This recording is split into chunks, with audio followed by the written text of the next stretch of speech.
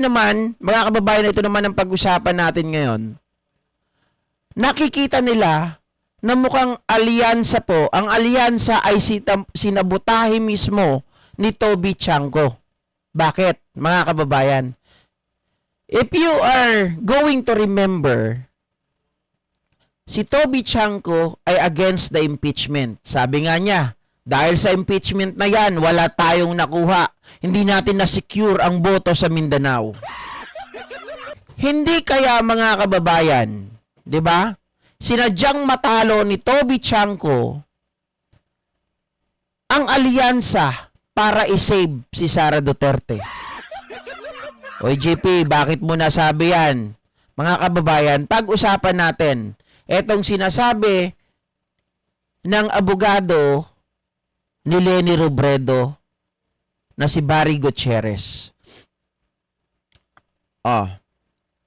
Sabi rito, mga kababayan, pahayag ito ni Barry Gutierrez, pro-impeachment senatorial bets sinabotahe ni Chanco.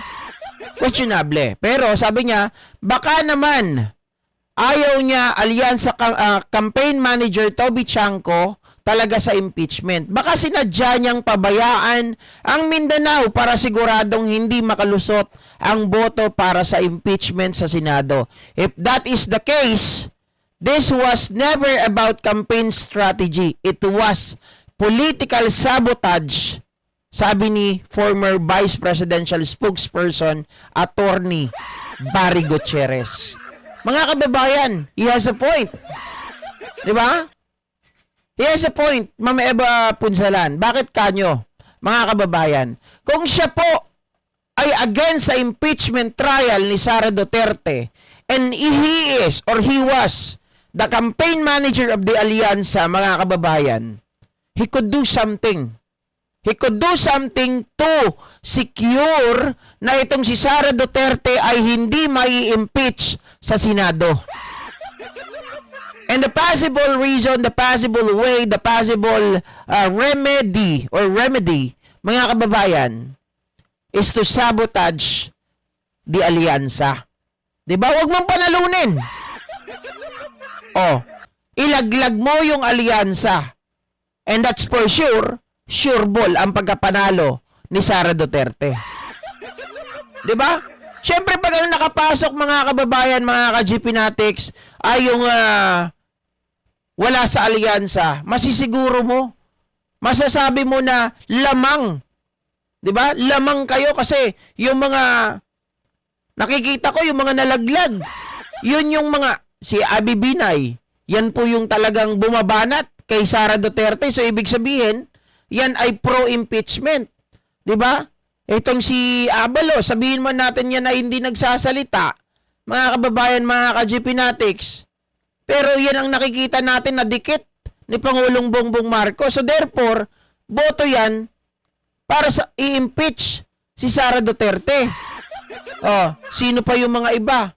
Itong si Manny Pacquiao, mga kababayan, na ayon po sa mga nabalitaan ko, talagang kumbaga, ginawan din ng paraan o talagang ito po ay pinapalakas ng Malacanang para talagang makapasok.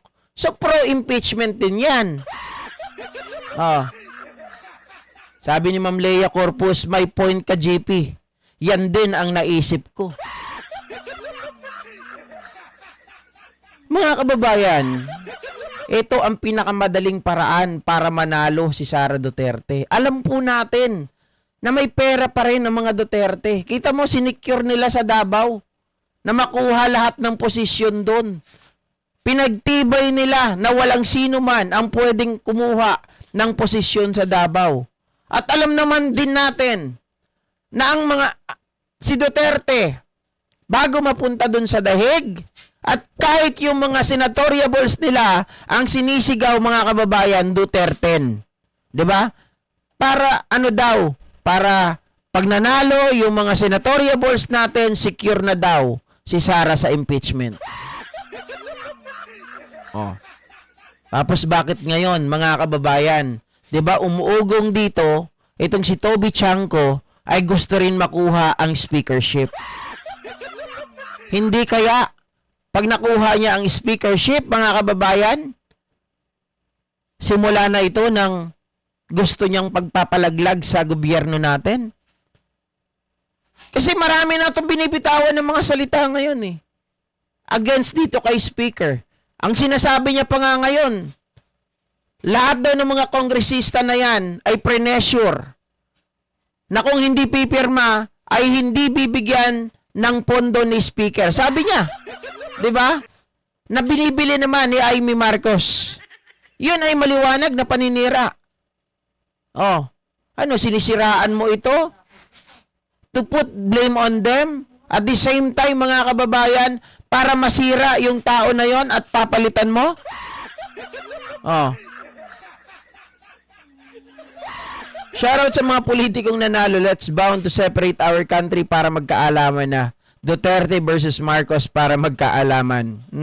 Malaki ang pondo nila kasi andyan ang China na nagpupondo sa kanila. Mga kababayan, mga ka-GP Natics, unang-una, sabi ko nga po, kung si magaling na campaign manager si Toby Chanco, dapat ang ginawa niya kung alam niya na masisiro, masusori ang alyansa sa Mindanao, dapat they focus. Diba? Dapat mas lalo silang mag-focus doon. Or dapat yung alyansa medyo pinaghihiwa-hiwalay din nila ng pupuntahan. Diba? Gaya nung ginawa noong 2022 election. Lahat ng mga kasulok-sulukan, lahat ng mga area na hindi napupuntahan, 'di ba? May representative na pinapapunta kung hindi talaga kayang puntahan ng ating presidente. Sabi ni Marivic Giray, ito din ang isa sa mga iniisip ko. Baka kasabwat 'yan ni Manang Amy nila. Pwede.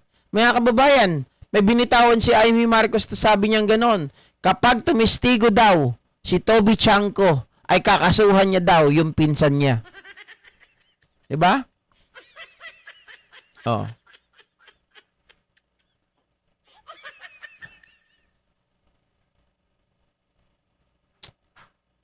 Nakakasama ng loob, ano, mga kababayan. Kung iisipin mo kung ito ay totoo na sinasabi ni Attorney Barry Gutierrez, mga kababayan, dapat ang Pangulo maging, sabi ko nga, dapat siya ay maging mapagmatsyag. Dapat maging vigilant ang ating presidente. Hindi siya pwede na maging malambot. Hindi siya pwede na magtiwala kung kani-kanino. Mga kababayan, alam natin, ang sumira, ang nagpalaglag, o sabihin natin na ang nagpahina kay dating Pangulong Ferdinand E. Marcos Sr., mga kababayan, ay yung sobrang pagtitiwala. Yung mga pinagkatiwalaan niyang tao, yun din ang nagtraidor sa kanila. Diba? Kasariling pang kamag-anak eh. O, sila Ramos. Diba? O. Ngayon, hindi natin alam. Baka mamaya, etong si Amy. Remember, di man lang siya nagpasalamat sa ating Pangulo. Diba? Mga kababayan? Pera-pera lang din naman ang labanan. Hindi natin alam. Oh. Kung yung pera nga, kung totoo na yung pera po o pondo ng alyansa ay winaldas. Or sabihin natin, hindi man winaldas, pero mayroon pang iba na nagbigay o nagsuhol sa kanya. Ipatalo mo yung alyansa. Perfect. Planado.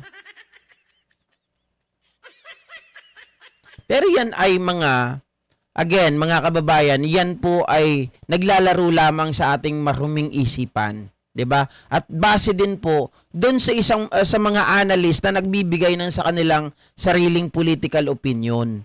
'Di ba? Oh. Kasi sabi niya, kung ikaw, kampi ka kay Sara o ayaw mo ng impeachment, 'di ba? Ayaw mo ng impeachment. O kung ayaw mo ma-impeach si Sara Duterte, saglit lang, ano lang gagawin mo? Very simple lang. Ilaglag mo bilang campaign manager yung mga pro-impeachment dyan sa lineup nyo. At sigurado ang panalo ni Sara Duterte. Oh. Alright. So, ito naman ang